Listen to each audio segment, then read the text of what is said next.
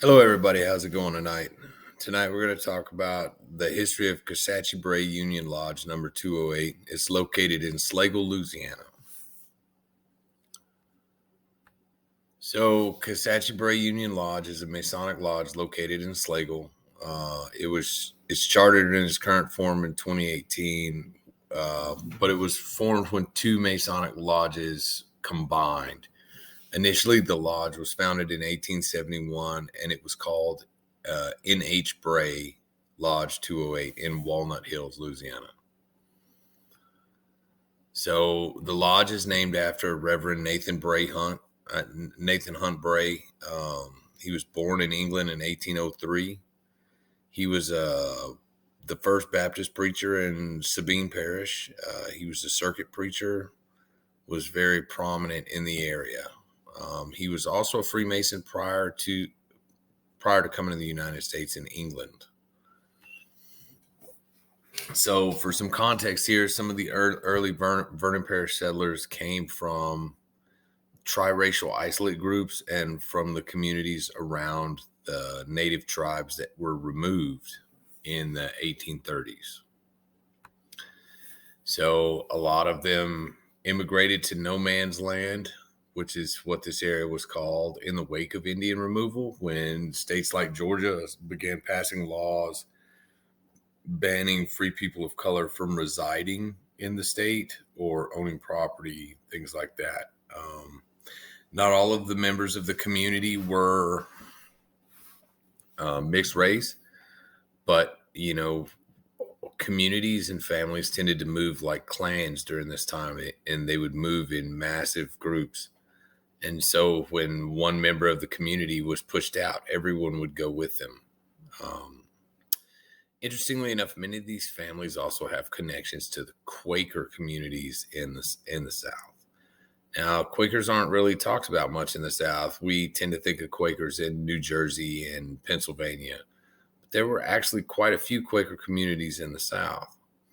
And in the 1830s and 40s, the Quakers, during the middle of the Second Great Awakening, started a reformation, so to speak. And they started passing some pretty crazy rules.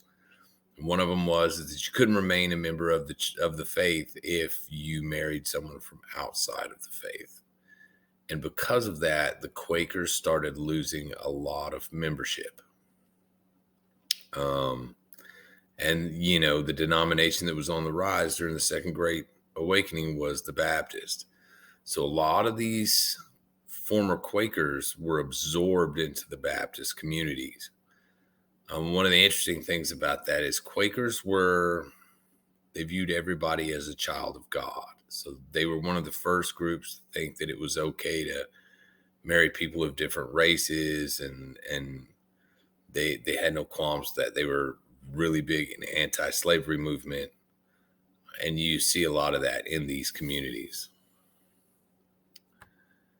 So, many of the lodges in the area were initially formed in Baptist churches. So the churches would be built on the bottom and the lodge on the top. Many of all the Baptist churches in our area were built during the Second Great Awakening. There's not much of a there wasn't much settlement in the area prior to that.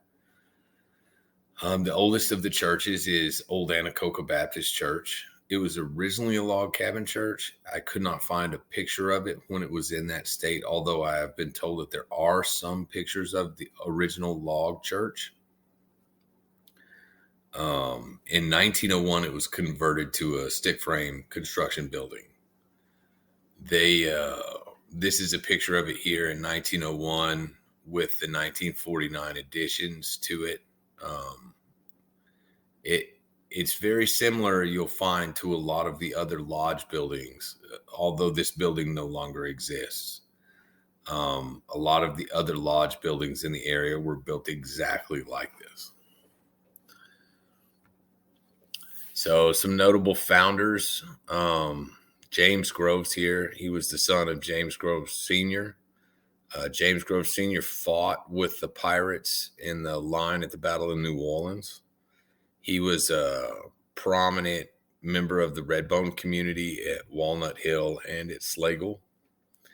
And he was one of the participants in something that happened here called the Rawhide Fight. Basically, a child that was related to James Groves, one of his nephews or cousins, decided he did not want to go to school. He wanted to get married. And his dad told him that he couldn't get married till he went to school. He burned the school down. There was a big meeting at the town hall to discuss what happened, and a fight ensued, and it was quite a fight. It's pretty famous around here. Anyways, he was a lifelong Baptist, and he served as a private in the 6th Louisiana Cavalry and was captured and was a POW. He was captured during the Red River Campaign, which is something that I find interesting.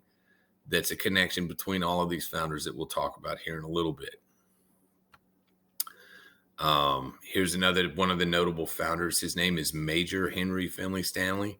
Major is his name. It's not a rank. He was born in White Oak, North Carolina.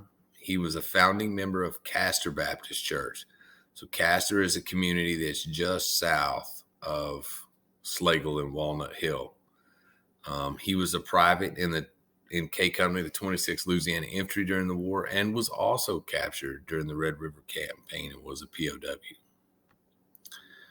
So this is W.B. Crumpler. He was born in 1825 in Sampson, North Carolina. He lived in the Cold Springs region, which is just to the west of Slagle, Louisiana. He was a private in K Company, the 6th Louisiana Cavalry during the war, and was also captured and was a POW during the Red River Campaign. So this one is very fascinating to me. This is Allen Lewis. Now, Allen Lewis was the son of Lieutenant James Lewis.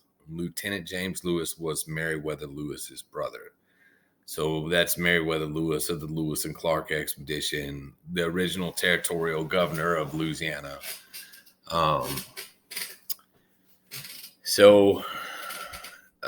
He was also a private in the Louisiana Reserve Corps and POW. He was paroled in 1865 from Alexandria, Louisiana. And this is another one. This is Leonard Covington Sweat. Now, Leonard Covington Sweat is a very interesting character. He's a descendant of a firearm Sweat who was a lawyer in South Carolina. He was a mixed race man. He came from the red bone or brass ankles community in Carolina. He lived in, I think, initially in North Carolina around the Great Dismal Swamp, and then he moved to South Carolina, and then from South Carolina his family moved through several states, and they founded the Red Bone community at 10 Mile Creek, which was where L.C. Sweat was born. L.C. Sweat was also a private in C Company of the 27th Louisiana during the Civil War and was a POW. I find this interesting for several reasons that we'll get into here in just a minute. So some key takeaways on these gentlemen. All of these men were prominent Baptists and founders of several churches in the area. They were all POWs. So there's some interesting things about them all being POWs. For one, there was not many POW camps in Louisiana. In fact, I could find no record of any permanent POW camp for the union that the Union ran. I have a sneaking suspicion that these men were all held in a makeshift POW camp that was located outside of Alexandria, Louisiana. I know there was one. Supposedly, it's where Camp Beauregard is today. But the other interesting thing about that is many of these men were mixed race. So to serve in the Confederate Army, that's a big deal. They tell you, the whites in the South they didn't have mixed race troops, or they didn't have colored troops. But all of these men come from mixed race families. Now, maybe not all of them are mixed race, but like L.C. Sweat for sure was. I find that very interesting that they were fighting for the Confederacy, during this time, and people knew it. They knew about these people's ancestry. So today the lodge is undergoing restoration. They've been meeting for years, but the lodge building has been in disrepair. So the Kisatchie Bray Union, the building, like it used to be a church. Well, the church kind of separated and built a newer building, and the lodge continued meeting in this old building. The lodge has needed repair for a number of years. They started meeting downstairs so that the old men didn't have to walk up the stairs to the upstairs portion, and the upstairs is just in complete disarray. And there's pictures of that in the future here. I think that this lodge building would be a great candidate for the National Register of Historic Places, and that they could probably apply for a grant that would help them preserve some of this stuff. They have some really interesting historical artifacts here. So these are some pictures I took. This in the top left here is a hand-woven or a hand-stitched altar cover. It's phenomenal work, but it's very fragile. This is some of the original furniture in the lodge. This was all handmade by the men who built the lodge. So interestingly enough, Slagle, Walnut Hills, Kirkwood area, there's sawmill towns. So I had lots of woodworkers there. But one of the interesting things is they were pretty prominent in the nation for using creosote to keep wood from rotting. So a lot of this furniture is soaked in creosote, which we know today causes cancer, but they didn't back then. So here we have a picture of Elsie Sweat, and this is another picture of their original charter, which they have in a laminated plaque. On the bottom left there, that's a picture of the upstairs of the lodge. It's fallen apart and coming to disrepair, and they've been trying to do some restoration up there, but it's going to take them a while. So there's some pictures of the brothers in the restoration project. They have been trying really hard to make this lodge, to restore it to its former glory, and to also treat it with some dignity.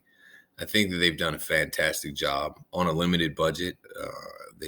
These guys all do this out of their own pockets, and they spend their own time doing it. There is not contractors. So it's very admirable in my opinion. So it's one of the things that I really like about studying an organization like this is that this organization is built on community and charity, and basically attempting to make a better world, through that. These gentlemen they do blood drives, they do canned food drives, they have scholarship programs, they do little things at the fair to try and make, money for their charitable projects. But they've been able to hold this thing together. There's some pictures down there. That's the bottom story where the lodge room is today. And there's some pictures of the gentlemen. They have a blood drive there. It's great. Like I said, they continue stuff. And the top is their scholarship. They're giving out scholarship awards it's the Honesty and Integrity Award. It's to students who've done good that might need a little extra help. And there's some pictures of them at meetings.